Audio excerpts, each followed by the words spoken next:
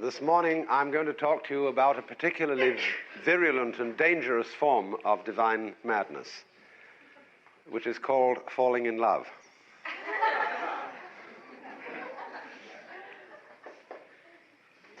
Which is, from a practical point of view, one of the most insane things you can do, or that can happen to you. Because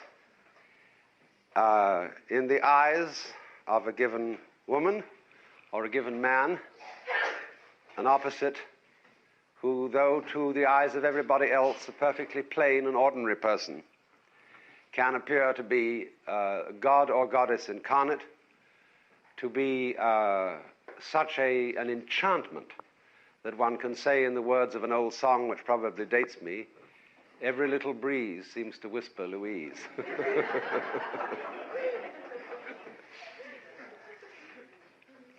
And this is an extraordinarily disruptive experience, a subversive experience in the conduct of human affairs, because you never know when it will strike or for what reason. It's something like contracting a very chronic disease once you get into it. And we try to resolve it sometimes by making it the basis for a marriage, which is an extraordinarily dangerous thing to do.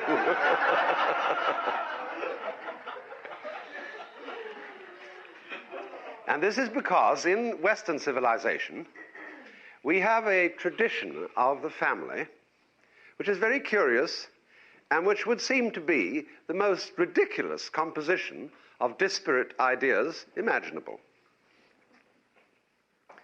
When we go back to the origins of Western civilization in the Hebrew and Christian traditions, we find that the idea of marriage and the experience of falling in love are really rather separate things. Because in those earlier times, in agrarian cultures, nobody ever chose their marriage partner.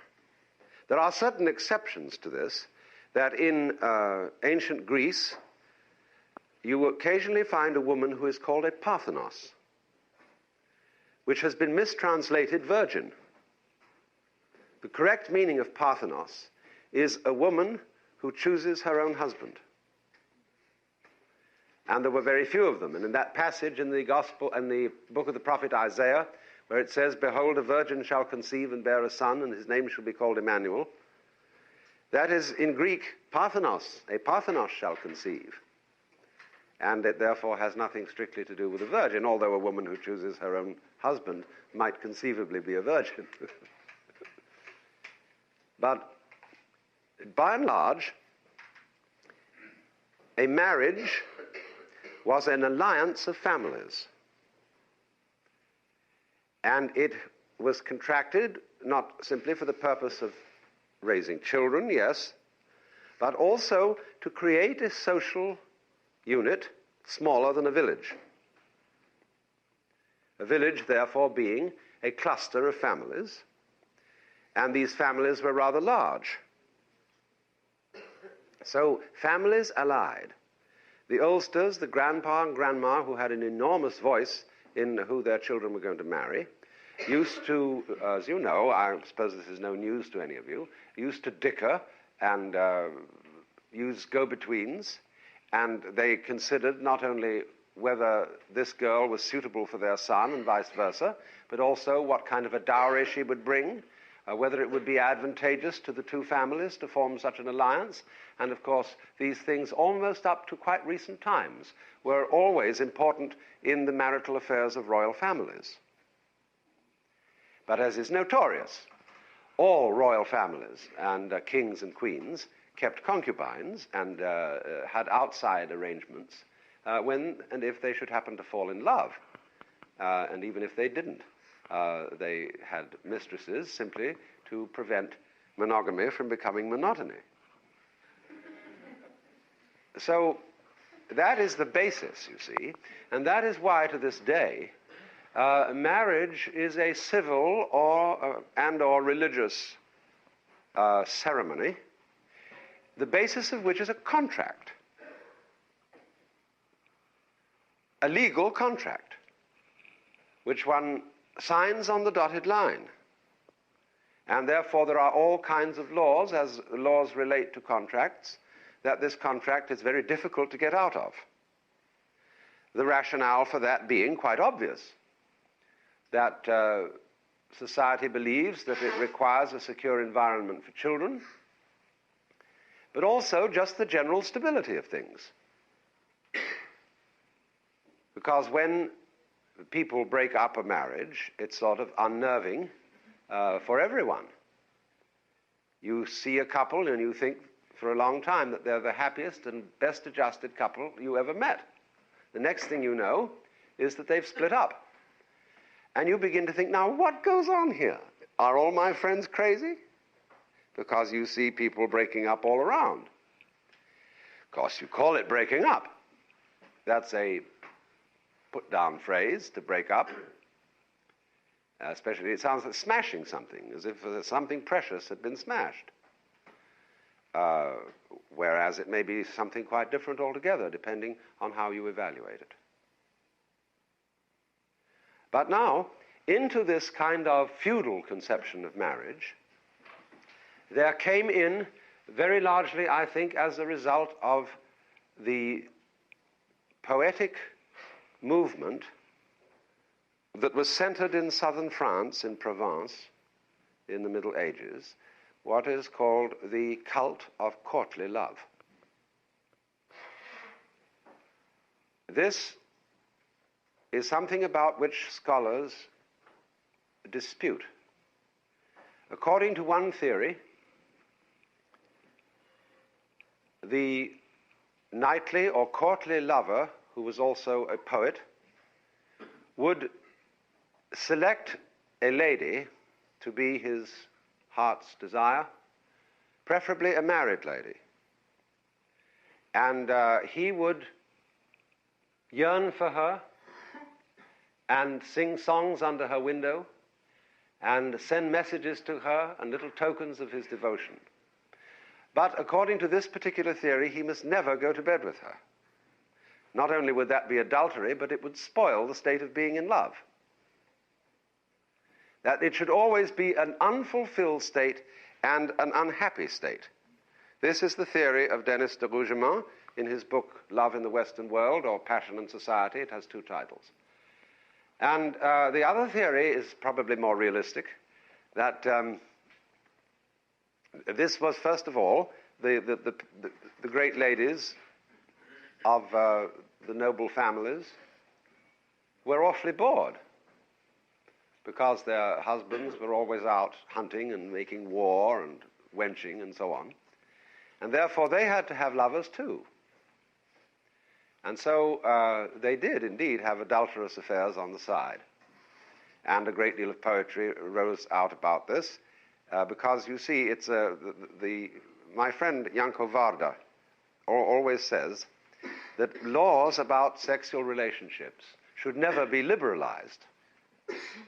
There should always be strict disapproval of adultery and fornication, because if there is not that strict disapproval, and if it's not difficult to attain, it's less fun.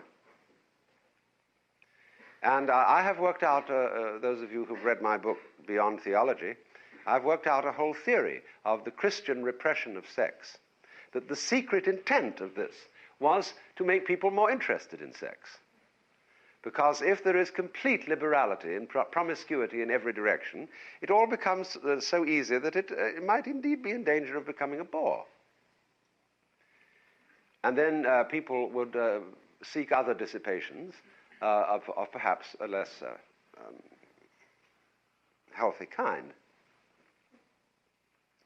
So then, as a result of the gradual fusion of these two approaches to the relationship of the sexes, we have arrived at the idea of the romantic marriage, in which the two trends are misallied, to say the very least.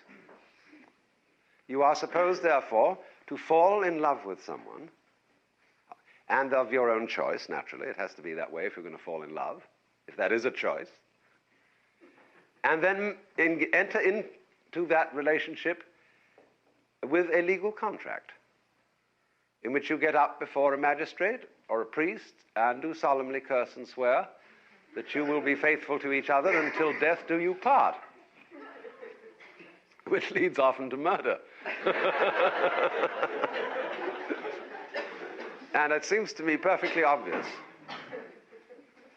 that two young people who are extremely anxious to get into each other's embraces, and the only way of doing so under the circumstances is entering into this contract, will naturally be ready to promise anything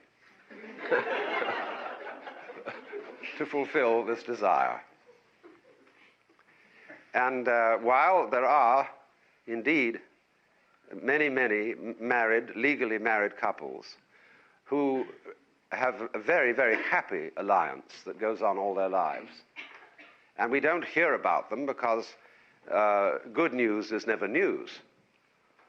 It's only the unhappy couples who make the newspapers. And there are enormous numbers of them, but they are mainly, I think, people who were lucky. There is no way of making a marriage work, so far as I know, because every attempt to make a marriage work is secretly, within the breast of each partner, builds up hostility. I know all this, I'm speaking from a certain amount of bitter experience.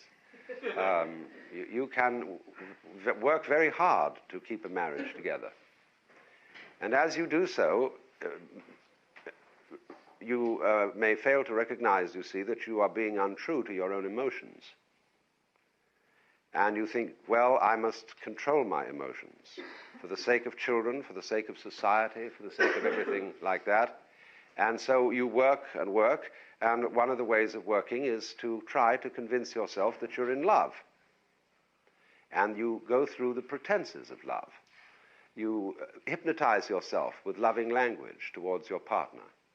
You go out of your way. You make little lists to remember attentions you must pay. You keep a diary in which you remember your wedding anniversary because you were very liable to forget it. And all these things. And you really work it. Now, the more you work it, the more you're building up promises and expectations for something that you are probably not going to come through with at the level of deep feeling. And everyone is well aware of that. Is a Hintergedanke. You know it in the back of your mind. And so you build yourself increasingly into a wall-to-wall trap. And so the mutual hostility grows worse and worse and worse, so that one psychologist was recently known to ask a patient, with whom are you in love against?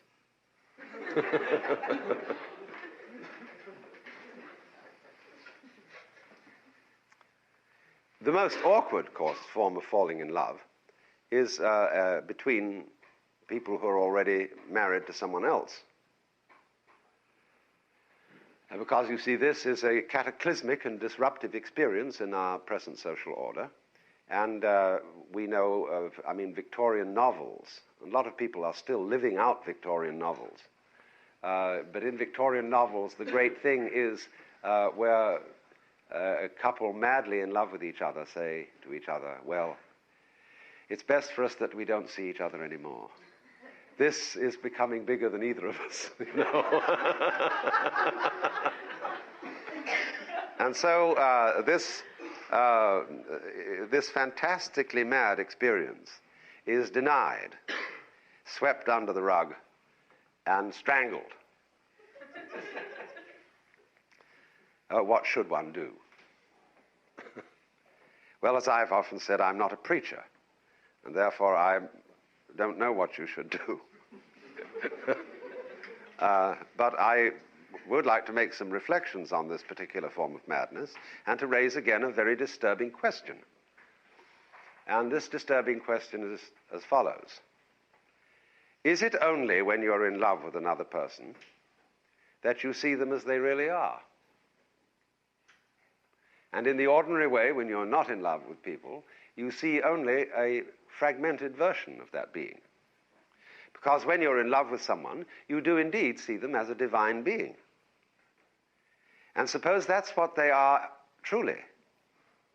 And your eyes have by your beloved been opened, in which case your beloved is serving to you as a kind of guru, an initiator.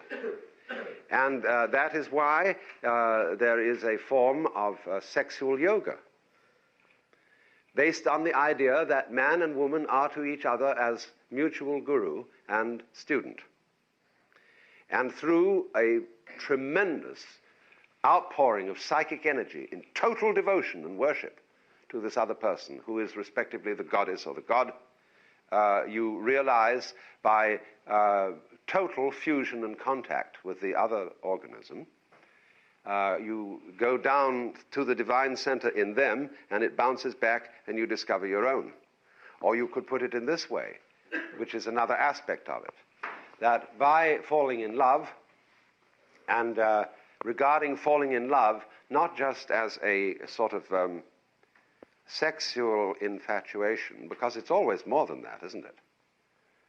I mean, you can have great sexual enjoyment with a pleasant friend, you know, but you may do so simply because he or she appeals to your aesthetic senses. But when you fall in love, it's a much more serious involvement. You just cannot forget this person. You feel miserable when not in their presence. You're always yearning, let's get see more of each other, let's get together, we're completely entangled. And then you see, you've actually a kind of what I will call spiritual element has been introduced. And the Hindus were sensible enough to realize that this was a means of awakening, enlightenment, and therefore it was surrounded with a sort of religious, ritual, meditative art, with a form of sexual yoga that is designed to allow the feeling of mutual love to the extent of grand passion to have an extremely fitting fulfillment and expression. Falling in love is a thing that strikes like lightning and is therefore extremely analogous to the mystical vision. We don't know how really people attain the mystical vision. There is not as yet a very clear rationale as to how it happens, because we do know that it is opened to many people who never did anything to look for it. Many people, especially in adolescence, have had the mystical vision all of a sudden without the slightest warning and with no previous interest in that kind of thing. On the other hand, many people who have practiced yoga or Zen disciplines or what you will for years and years and years have never seen it. And in both classes, there are, of course, exceptions. There are those who have never had the spontaneous experience, and there are those who, through yoga or Zen, have attained this insight. But as yet, we are not clear as to why it comes about.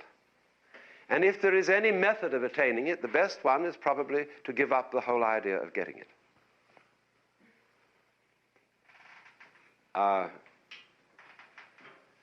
But you see, it is completely unpredictable. And so it is, in that way, like falling in love, capricious, and therefore crazy. But if you should be so fortunate as to encounter either of these experiences, it seems to me to be a total denial of life to refuse it. And what we therefore have to admit in our society so that we can contain this kind of madness, we must be far more realistic about the marriage arrangement so that it can contain the possibility of falling in love. When you base marriage, you see, on falling in love, and you go into a pseudo-love affair, which is simply hot pants, and set up a rigid family in which you expect of the other person that they will always be in love with you, and then in that context you go and fall in love, then your falling in love is of necessity disruptive of the marriage and of the family.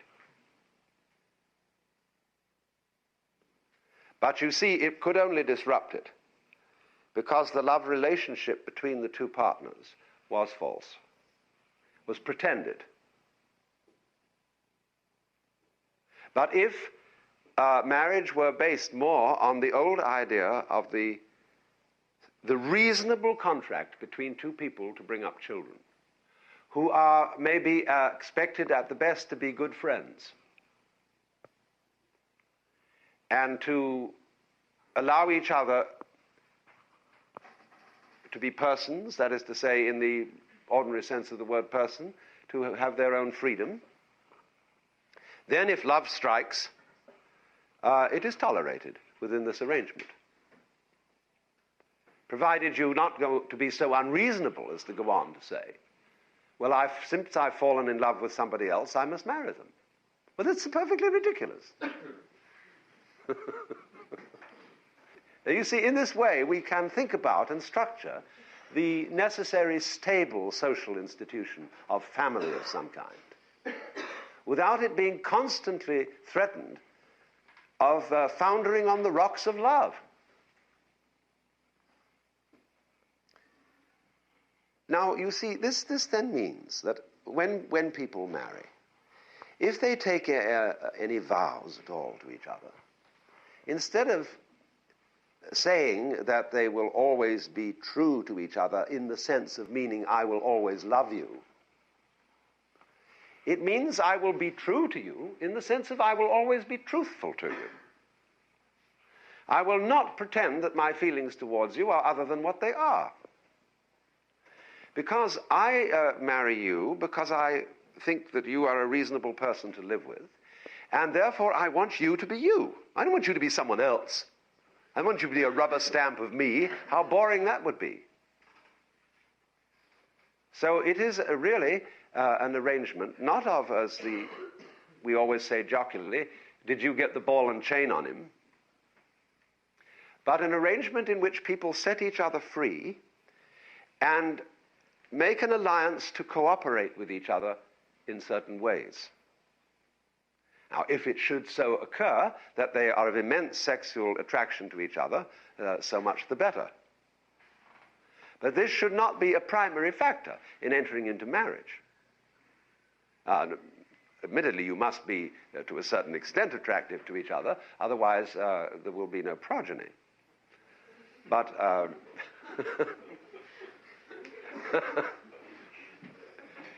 but this seems to me to be a sensible and reasonable view. And just because it is sensible and reasonable, it can accommodate what is not sensible and reasonable, which is falling in love. We should regard then marriage, especially if it should possibly be called holy matrimony, as a mutual setting free of two people to live together in freedom and therefore in responsibility. Because the present situation, although it's